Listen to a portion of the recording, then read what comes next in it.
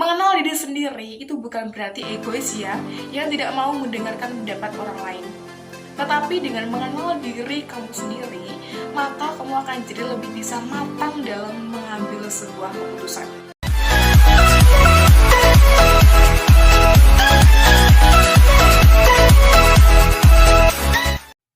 Hai, Assalamualaikum warahmatullahi wabarakatuh.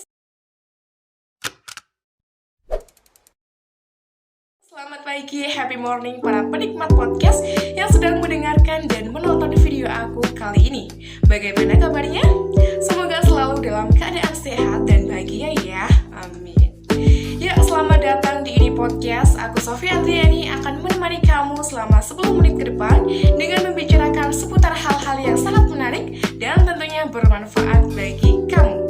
Nah, program acara podcast episode kali ini kira-kira aku bakal sharing tentang apa ya?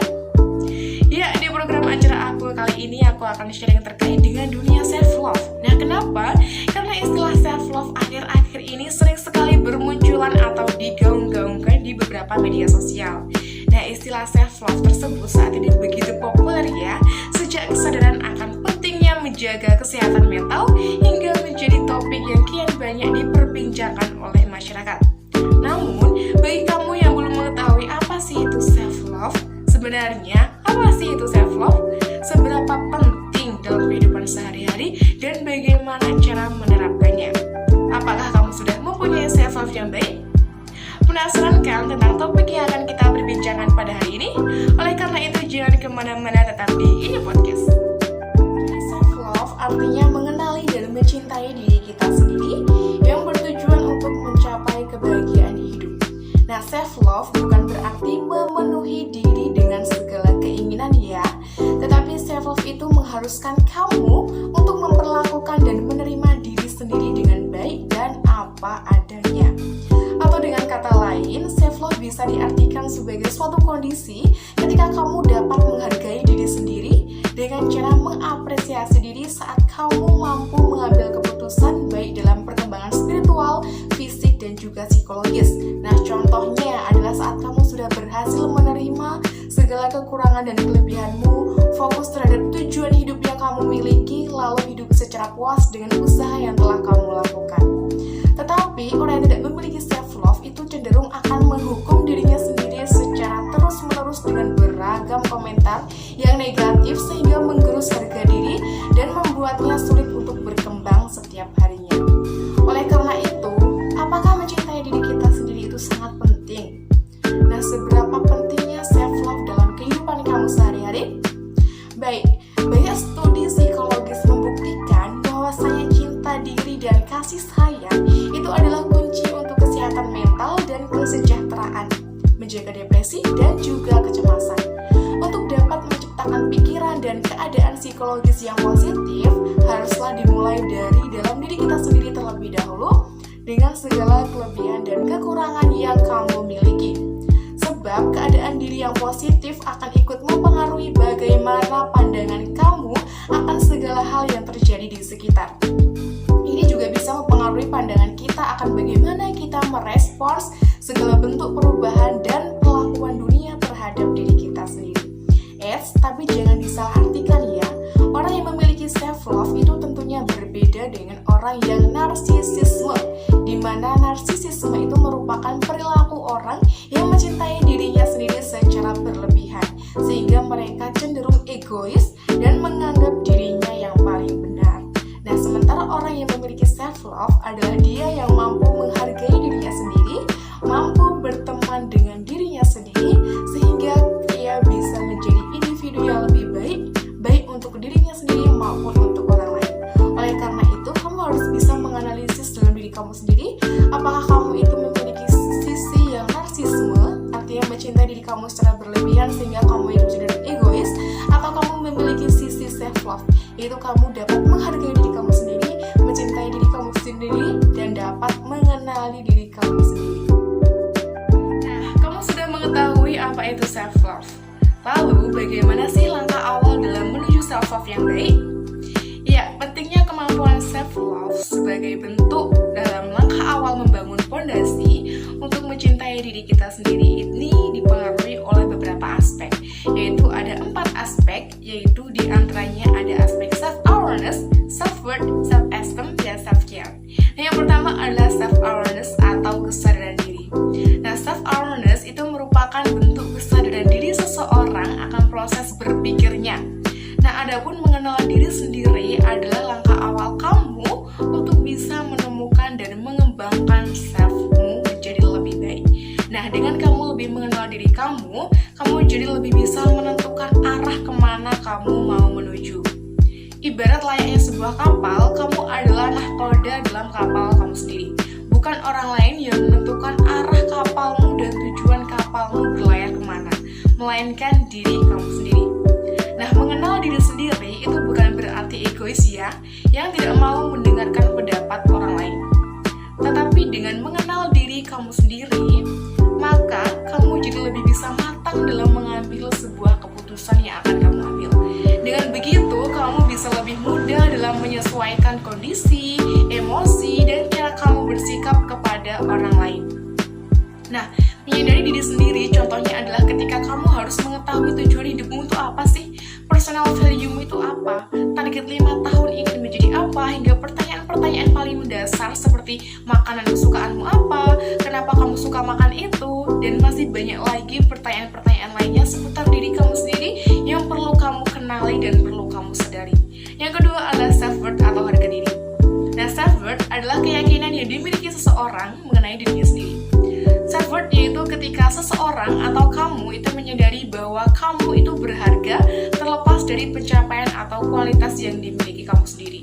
Dan seseorang itu tidak perlu memenuhi kriteria maupun melakukan suatu hal tertentu untuk merasa dirinya berharga. Nah, self-worth itu akan hadir ketika seseorang sudah mulai menyadari bahwa dia itu tidak perlu mengikuti standar penilaian orang lain karena dia sudah mengetahui apa sih yang menjadi standar untuk dirinya sendiri. Kemudian aspek yang ketiga adalah self-esteem atau kepercayaan diri. Nah, berbeda dengan self-worth, self-esteem itu lebih terikat pada kualitas dan pencapaian yang dimiliki oleh seorang individu. Self-esteem yaitu di mana individu atau kamu itu merasa puas dan nyaman dengan siapa kamu sebenarnya, di mana kamu berada, hingga hal-hal yang dimiliki. Self-esteem seseorang itu dapat meningkat jika kamu itu memiliki tingkat self-worth yang baik. Nah, berbagai cara bisa kamu lakukan dalam meningkatkan tingkat self-esteemmu, diantaranya adalah berhenti membanding-bandingkan diri kamu dengan orang lain. Kemudian berbuat baiklah kepada sesama dan lingkungan kamu berada, maka dengan cara merawat diri atau self-care. Nah, self-care itu akan masuk dalam aspek selanjutnya. Yang keempat adalah self-care atau perawatan diri. Nah, merupakan tindakan yang dilakukan seseorang untuk menjaga kesehatan dirinya. Nah, individu itu dapat melakukan hal-hal yang kamu sukai untuk menjaga kesehatan diri kamu sendiri. Mulai dari mendengarkan musik, menonton film, kemudian menghabiskan waktu bersama dengan orang-orang yang membuat kamu itu lebih nyaman. Kemudian menjauhkan diri kamu dari orang-orang dan lingkungan yang toksik dan masih banyak lagi. Setelah kamu mengetahui bagaimana langkah-langkah awal dalam menuju self-love, maka selanjutnya adalah bagaimana sih cara kamu menerapkan self-love dalam kehidupan sehari-hari. Nah, yang pertama itu adalah kenali diri sendiri. Coba kenalilah diri kamu sendiri. Temukan jawaban atas pertanyaan tentang diri kamu, seperti impian yang ingin dicapai, ketakutan terbesar kamu, hingga kekuatan yang kamu miliki. Kemudian yang kedua adalah berhenti membandingkan diri kamu sendiri dengan orang lain. Nah, tanpa disadari, kita mungkin sudah lama ya hidup dengan sifat yang kompetitif, terutama dalam bersosialisasi. Hal ini membuat kita sering membanding-bandingkan diri kita sendiri dengan orang lain. Padahal, tidak ada manusia yang sempurna. Mereka pasti banyak kesalahan. Oleh karena itu, berhentilah membandingkan diri kamu sendiri dengan orang lain. Fokuslah pada apa yang menjadi tujuan dan impian kamu dalam hidup kamu. Kemudian yang ketiga adalah jangan khawatir tentang pendapat orang lain. Nah, dalam hidup, kamu tidak bisa membahagiakan semua orang dan memenuhi apa yang mereka minta. Kamu harus memiliki prinsip yang kuat terhadap diri kamu sendiri. Oleh karena itu, jangan khawatir tentang pendapat atau segala macam bentuk penilaian orang lain tentang diri kamu sendiri. Terlalu banyak mendengarkan orang lain mungkin justru bisa membuat kamu stres dan tidak bahagia. Kemudian yang keempat adalah ingatlah bahwa tidak ada memiliki kelebihan dan kekurangan masing-masing. Oleh karena itu, kamu tidak perlu merasa rendah diri dalam hal apapun. Pikirkan hal-hal yang positif yang kamu miliki dalam hidup dan nikmatilah setiap momen-momen indah tersebut. Nah, kemudian selain itu, tidak masalah ya jika kamu melakukan kesalahan. Ingatlah, tidak ada manusia yang benar-benar sempurna dan tidak memiliki kesalahan apapun. Karena dari kesalahan, kamu bisa belajar untuk tumbuh dan menjadi pribadi yang lebih dewasa, bijaksana, dan lebih baik. Kemudian yang kelima adalah tentukan keputusan dengan kepercayaan diri. Kamu mungkin sering ragu untuk menentukan sebuah keputusan yang akan kamu putuskan, bahkan untuk diri sendiri. Nah, cara terbaik untuk menerapkan self-love adalah dengan lebih percaya diri untuk mengambil segala bentuk keputusan dalam hidup kamu sendiri. Perasaan yang dimiliki setiap orang itu valid, sehingga kamu tak perlu ragu untuk mendengarkan apa kata hati dalam diri kamu sendiri. Ingat, kamu itu harus memiliki prinsip di dalam kaki kamu sendiri. Kemudian yang keenam adalah bergaul dengan orang-orang yang membuat kamu atau memberikan kamu pengaruh yang lebih baik. Kamu akan sulit untuk mencintai diri kamu sendiri apabila sering berada di lingkungan sosial yang toksik. Oleh karena itu, carilah lingkungan sosial dan pergaulan yang baik, positif, dan membangun, dan dapat menerima kamu apa adanya. Nah, hindarilah hubungan-hubungan yang toksik demi kebaikan kamu sendiri. Kamu juga bisa melakukan self-love dengan cara menerima segala rasa sakit dan kebahagiaan yang kamu rasakan. Contohnya beragam rasa emosi seperti takut, senang, dan bahagia akan membuat kamu lebih mengenali diri kamu sendiri. Nah, hal ini tentunya itu lebih penting dalam mengelola self-mu menjadi lebih baik. Demikianlah acara podcast terkait dunia self-love yang dapat aku share, dan semoga bermanfaat buat kamu yang beruntung menonton video aku. Sekarang kamu sudah tahu kan apa itu self-love, seberapa pentingkah self-love buat kamu, bagaimana langkah-langkah menuju self-love, dan bagaimana cara kamu menerapkannya. Kelolalah self-love dengan baik dan bijaksana. Self-love sebagai fondasi yang memungkinkan kamu untuk bersikap tegas, menjalin hubungan yang sehat dengan orang lain, kemudian mengejar minat dan mimpi, serta merasa bangga kepada diri kamu sendiri. Nah, kemampuan kamu dalam melakukan self-love itu akan berbanding lurus dengan kemampuan kamu dalam menerima cinta dari orang lain. Karena orang yang tidak memiliki self-love akan sulit menjalin hubungan yang pas dengan pasangannya. Hal tersebut diakibatkan oleh pikiran negatif yang ada dalam pikiran kamu yang berkata bahwa kamu tidak yakin apakah kamu itu pantas untuk dicintai. Mereka yang tidak memiliki self-love pasti akan terus merasa tidak aman dan dihantui dengan rasa insecure. Oleh karena itu, hargailah setiap proses yang ada dalam diri kamu, terimalah segala kekurangan dan kelebihan kamu, kemudian cintailah apa yang kamu punya, dan jangan lupa beri apresiasi dari setiap pencapaian atas segala yang kamu usahakan. Maka kamu akan menjadi manusia yang paling bersyukur di muka bumi.